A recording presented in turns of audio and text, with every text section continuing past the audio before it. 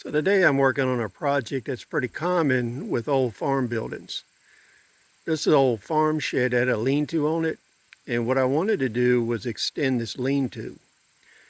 And what had happened is the people that built this 30 or 40 years ago, they didn't put any concrete on the posts and they didn't put any rock under the posts that are holding up the lean-to.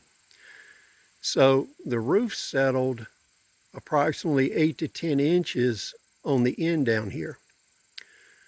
So one of the common things that you're going to have to do is repair posts like this. So what we did is build a jack post that's slotted on each end, and instead of using a hydraulic jack, we used a high lift jack in order to raise the roof.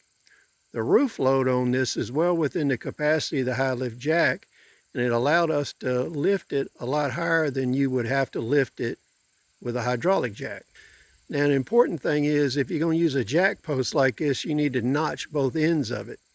And once you jack this into place, you really need to chain it up so that if somebody bumps the high lift jack or it shifts, it won't fall out and hit you and kill you.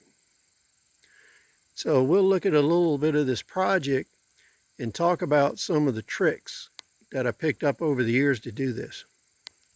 One of the most important things in jacking a building up, a deck or anything like that, is to get a level jacking surface.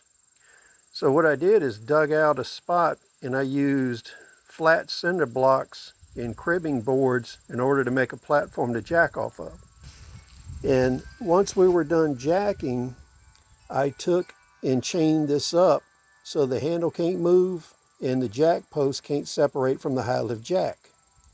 If this happens, the piece of the building you jacked up can fall and the jack can fly out and hit you. So always chain up your jack once you get it into position. Now, one of the things that was surprising on this when I was digging this out, and it's always painful digging out one of these posts because you got to work around it. It was nowhere near level, so I had to move the hole over. And when I was digging it up, of course, I found a whole lot of scrap treated lumber, pieces of flower pot, and all kinds of junk that they buried in the hole. One of the really irritating things about fixing stuff other people built is they take shortcuts, and sometimes they do really stupid stuff. So this person didn't want to dig out the hole, so what they did is cut the foot of this post at an angle. When they did this, they pretty much guaranteed it wouldn't bear properly and that it would shift over time. So what we're going to do when we finish digging this hole out and we get this plumbed up, I'm going to put 2 8-inch carriage bolts into this post. And that way when we pour the concrete, it'll act like rebar and tie this permanently into the concrete. In a lot of repairs, I've had to use the bolts in the past. This guarantees proper placement and that you actually are transferring the force to the concrete. So what we did here, to secure the post, what I've done is took 2 carriage bolts and I used 4 nuts on each carriage bolt. So on the top side of the bolt, we put 1 nut. On the other side of the bolt, we put 1 nut against the post, and then we jam nutted 2 nuts on the end. What this does is gives us surfaces on each side for the concrete to grab. The reason we didn't replace this post is it's an odd size.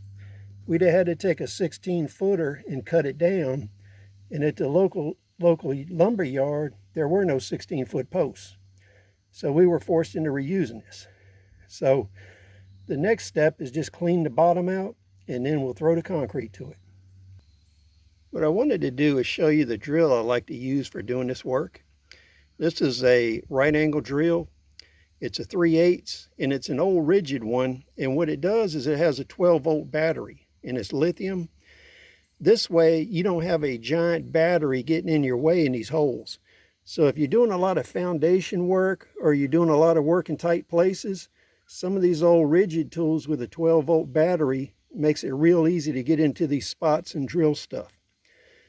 So keep that in mind if you're buying used tools. Keep a lookout for them. So we got about half the concrete in there right now. We got one bolt covered up. We're getting ready to make up a second batch of concrete. So I got about 3 bags left to put in here.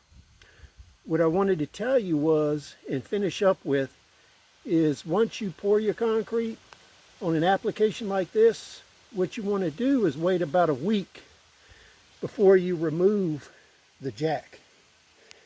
So what you want to do is give your concrete time to set up good around all of the bolts that you put in that post. That way the concrete will actually bear the weight of the roof. So just keep in mind, once you pour your concrete, wait about 7 days before you take the jack supports off.